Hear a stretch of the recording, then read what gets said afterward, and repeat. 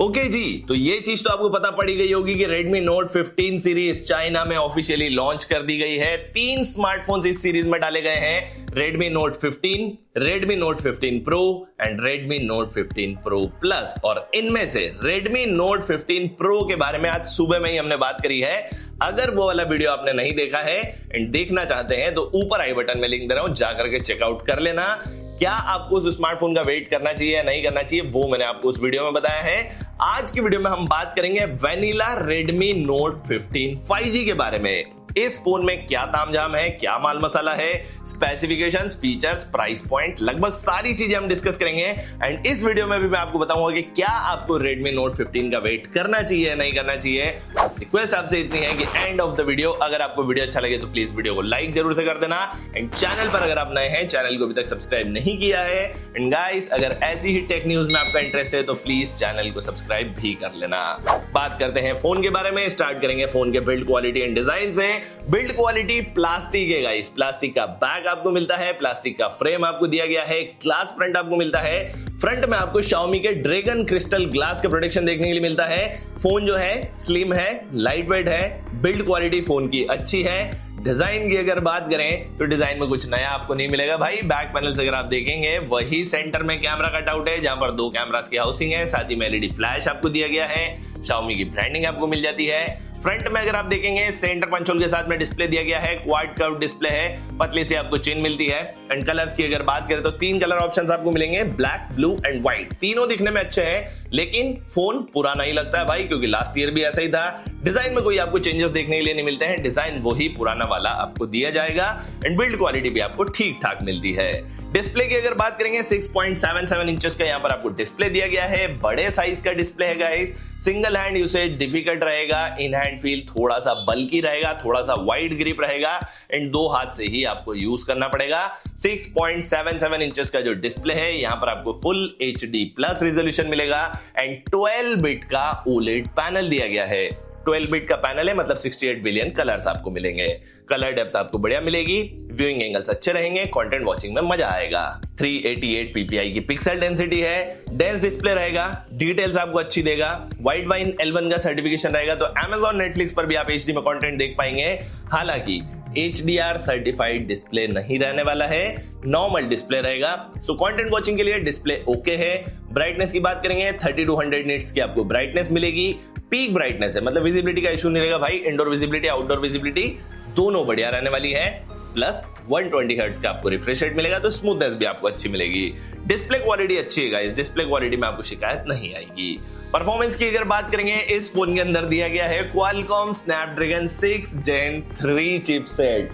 अब भाई साहब ये चिपसेट 2025 में कौन देता है यार। ये जो चिपसेट है हालांकि अच्छा चिपसेट है, लेकिन जिस प्राइस सेगमेंट में ये फोन आएगा भाई साहब, ये फोन बेटर परफॉर्मेंस डिजर्व करता है। एंड इस फोन को खरीदने वाले भाई साहब और बेटर परफॉर्मेंस डिजर्व करते हैं। Snapdragon 6 Gen 3 मुझे नहीं लगता है भाई साहब इस सेगमेंट में आना चाहिए। 4 नैनोमीटर पर बना हुआ है, एनर्जी एफिशिएंट है, हीटिंग का इशू कम देता है, थर्मल मैनेजमेंट अच्छा रखता है। फोन आपका गर्म नहीं होगा, उसकी दिक्कत नहीं आएगी, लेकिन डे टू डे की जो परफॉर्मेंस है वो आपको डिसेंट मिलेगी। मल्टीटास्किंग आप ठीक ठाक तरीके से कर पाएंगे।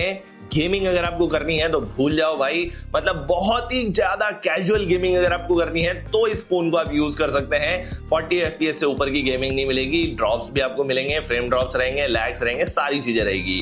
प्लस LPDDR4X रैम और UFS 2.2 का स्टोरेज दिया जाएगा, which is not good for the price segment. तो मुझे लगता है ये जो स्मार्टफोन है परफॉर्मेंस के मामले में बहुत पीछे रहने वाला है। एंट्रीटू स्कोर है इसका 6,26,000 के आसपास, तो आप समझ सकते हैं भाई परफॉर्मेंस आपको कैसी मिलने वाली है। Performance wise I won't consider this smartphone as a good smartphone. Cameras की अगर बात करें, 2 कैमरास का सेटअप आपको पीछे की तरफ मिलेगा। प्राइमरी कैमरा 50 मेगापिक्सल्स का है, जहां पर आपको लाइट हंटर 400 सेंसर दिया गया है, प्लस 2 मेगापिक्सल्स का एक छोटू मिलता है। दो ही कैमरास आपको पीछे की तरफ दिए गए हैं। रेयर कैमरा से आप 4K वीडियो रिकॉर्ड कर पाएंगे 30 FPS पर। सेल्फी कैमरा की अगर बात करें तो भाई साहब क्या ही बात है, मतलब 8 मेगापिक्सल्स का सेल्फी कैमरा दिया गया है एंड सेल्फी कैमरा से आप 1080 पिक्सल्स में वीडियो रिकॉर्ड कर सकते हैं 30 एंड 60 FPS पर। ये कैसा कैमरा सेटअप दिया है भाई Xiaomi वालों ने, मतलब थोड़ा तो R&D करो भाई कि मार्केट में क्या चल रहा है।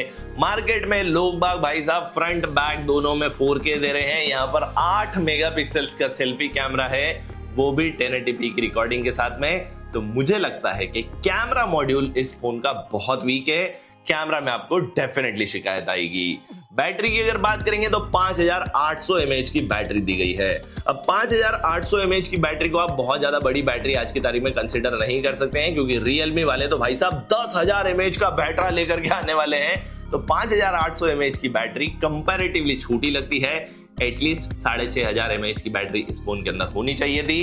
5800 mAh की बैटरी है, 45 वॉट की चार्जिंग को फोन सपोर्ट करता है। 45 वॉट का चार्जर आपको बॉक्स के अंदर मिलेगा।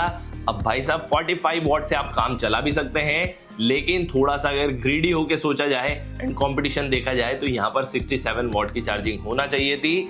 मुझे लगता है बैटरी मॉड्यूल भी इस फोन का आपको एवरेज मिलता है। हाँ, यहाँ पर 18 वॉट की रिवर्स चार्जिंग का आपको जरूर से सपोर्ट मिल जाएगा, तो ये एक अच्छी बात है।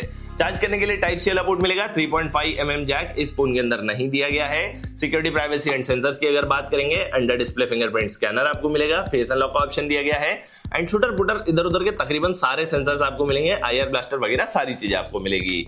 सॉफ्टवेयर की बात करेंगे, एंड्रॉइड 15 आपको मिलेगा out of the box, latest Android version आपको मिलेगा, साथ ही में HyperOS वर्जन 2.0 आपको मिलेगा।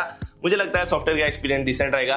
अपडेट्स इंडिया में आपको 2 या 3 साल के मिलेंगे, तो सॉफ्टवेयर वाइज आप ज्यादा शिकायत नहीं कर सकते हैं। स्पीकर्स की अगर बात करेंगे, डुअल स्टीरियो स्पीकर्स आपको मिलेंगे डॉल्बी एटमॉस की ट्यूनिंग के साथ में। ऑडियो क्वालिटी बहुत अच्छी आपको मिलेगी, लाउडनेस, बैलेंस, ट्यूनिंग सारी चीजें अच्छी मिलेगी। डिस्प्ले क्वालिटी भी आपको ठीक ही मिल जाती है, तो फोन का जो मल्टीमीडिया एक्सपीरियंस है वो भी आपका बढ़िया रहेगा।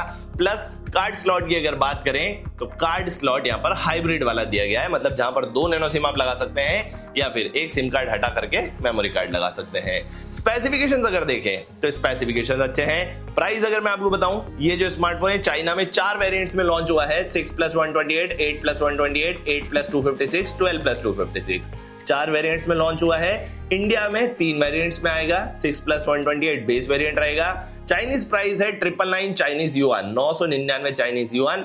इंडियन करेंसी में कन्वर्ट करते हैं, बनते हैं 12,000 रुपए के आसपास। आपको पता है कि जो चाइना का प्राइस है और इंडिया का प्राइस है तकरीबन 30% का डिफरेंस होता है। 30% ज्यादा प्राइस होता है इंडियन स्मार्टफोन्स का, और ये एक एवरेज थ्योरी में आपको बता रहा हूं। कभी 50% का डिफरेंस भी होता है, कभी उससे थोड़ा कम होता है, लेकिन एवरेज माना जाए तो 30-35% का डिफरेंस रहता है।